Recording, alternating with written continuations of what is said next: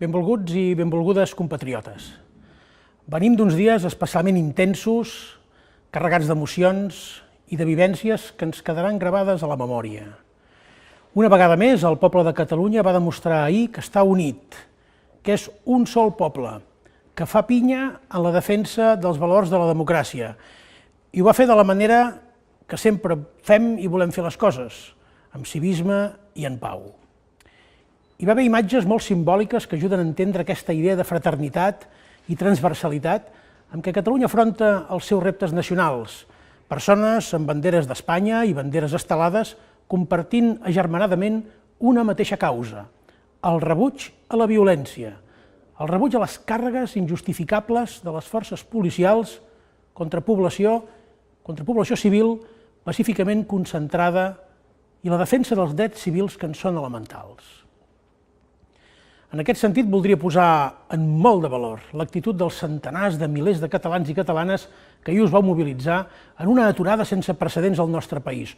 Ho va fer sense incidents, superant pors i amenaces i, sobretot, essent fidels a l'actitud pacífica amb què ens volem expressar sempre. Per això ens hem de sentir forts si estem units i ens mantenim en aquesta actitud, per més violència que hi vulguin posar alguns, fet que no és acceptable enlloc, i que ha estat rebatut per molta gent i rebut amb molta preocupació a Europa, nosaltres ens hem de mantenir com un sol poble, amb diferències, amb discrepàncies, amb errors i a vegades, perquè també ens ho hem de dir, amb grans encerts. No deixeu que ens ho malbaratin els qui, per impotència, per por, per covardia, ens voldrien d'una altra manera. No sabeu l'admiració que com a poble estem recollint arreu del món per aquesta actitud tan cívica i tan compromesa. Per desgràcia, no tothom voldria que les coses ens anessin bé. Hi ha qui pretén presentar la reivindicació catalana com una cosa il·legítima, il·legal i criminal. Hi ha qui pensa que perseguir urnes, paperetes i votants és una exigència inexcusable de l'estat de dret i que tot s'hi val per impedir que un poble es pugui expressar i pugui decidir. Estiguem tots molt tranquils i molt serens i sobretot molt reconfortats. El que hem fet, el que estem fent i el que farem és el que d'altres pobles ja han fet i d'altres pobles faran en el futur. Seguim un camí democràticament marcat per la voluntat dels ciutadans.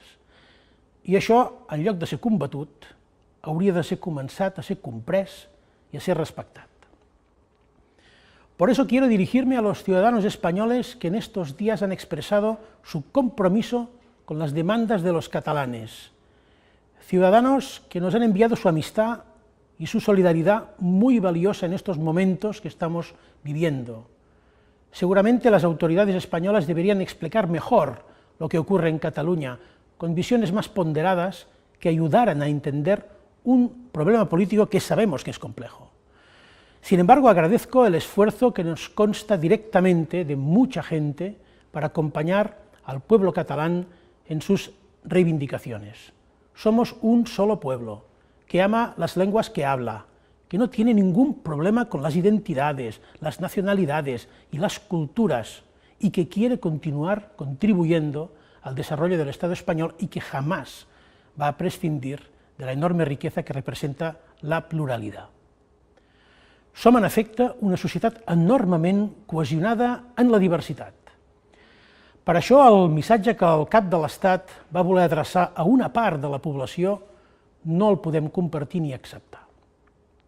El rei fa seu el discurs i les polítiques del govern Rajoy que han estat catastròfiques en relació a Catalunya i ignora deliberadament els milions de catalans que no pensem com ells. Ignora deliberadament els catalans que han estat víctimes d'una violència policial que ha glaçat el cor a mig món. El rei va perdre ahir una oportunitat d'adreçar-se a tots els ciutadans, a qui deu la corona, i als quals deu respecte perquè així li encomana la Constitució. Una Constitució que li atorga un paper moderador que en cap cas no ha tingut i que ahir va declinar amb duresa. Tampoc no ha tingut interès a conèixer l'opinió i la visió del govern de la Generalitat en cap moment d'aquesta crisi i ha acceptat assumir un rol inadequat que només busca aplanar les decisions que el govern espanyol fa temps que estudia per tal de liquidar les aspiracions de sobirania del poble català. Unes aspiracions que no dubta tractar com a criminals i il·legítimes i contra les quals usa recursos sense límit. I voldria adreçar-me directament a sa majestat, en la llengua que sé que entén, coneix i que parla. Així no. Amb la seva decisió d'ahir, vostè va decebre molta gent a Catalunya que l'aprecia i que l'ha ajudat en moments difícils de la institució. Gent que esperava de vostè un altre to i una apel·lació al diàleg i a la concòrdia. Com a president de la Generalitat, crec necessari adreçar-me al conjunt de la ciutadania, a tothom, pensi com pensi, per garantir el compromís del govern que presideixo de protegir el conjunt dels ciutadans, de vetllar pels seus drets a expressar-se lliurement i de respectar les seves decisions. Ho farem amb el compromís que vam assumir a l'inici del mandat. Un compromís de fer-ho amb una porta oberta sempre al diàleg i al respecte cap a l'altre. No ens mourem d'aquí i vull garantir als ciutadans que m'esteu escoltant que el meu govern no es desviarà ni un mil·límetre del compromís de pau i serenor, però alhora de fermesa, en què volem fer les coses. Per això reitero el que ja vaig dir dilluns, aquest moment demana mediació. Hem rebut diverses propostes en aquestes darreres hores i en rebrem més.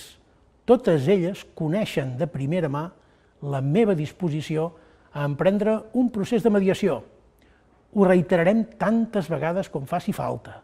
Pau, diàleg i acord formen part de la cultura política del nostre poble. Tanmateix, no hem rebut mai cap resposta positiva per part de l'Estat a cap de les opcions de mediació que ja hi ha sobre la taula en aquests moments. I crec amb tota sinceritat que torna a ser una greu irresponsabilitat no atendre els precs que envien gent de dins i de fora de Catalunya i també de fora de l'Estat per tal que aquest conflicte s'encarrili des de la política i no des de la policia. Avui tenim més a prop que no pas ahir el nostre desig històric. Diumenge vam aconseguir fer un referèndum enmig d'un oceà de dificultats i d'una repressió sense precedents.